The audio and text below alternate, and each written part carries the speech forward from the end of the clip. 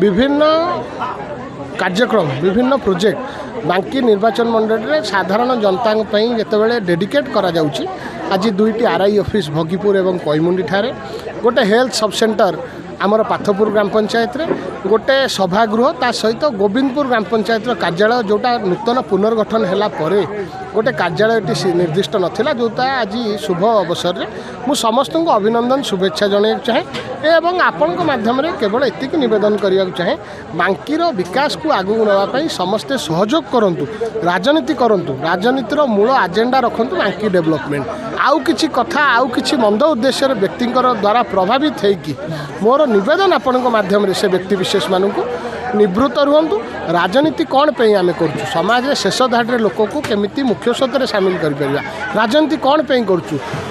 गोटे अंचल को आग को नहीं तार ऑल राउंड डेवलपमेंट पे आम पॉलिटिक्स करुँ निजक सामिल करूँ आम ताकू स्वागत करूँ किंतु खल प्रकृति लोक द्वारा प्रभावित हो बांकीर विकास को रोक लगे प्रतिबंधक सृष्टि करने कार्य न गोटे दल राजनीतिक दल नुहे से राजनीतिक दलर गोटे भूकिंचन गोटे छोटिया अंश विशेष किछि लोकों को प्रभावित करिकी अपचेष्टा कर बांकी विकास प्रतिबंधक सृष्टि करने आज कौन दलीय कार्यक्रम नाला आरआई ऑफिस है सांसद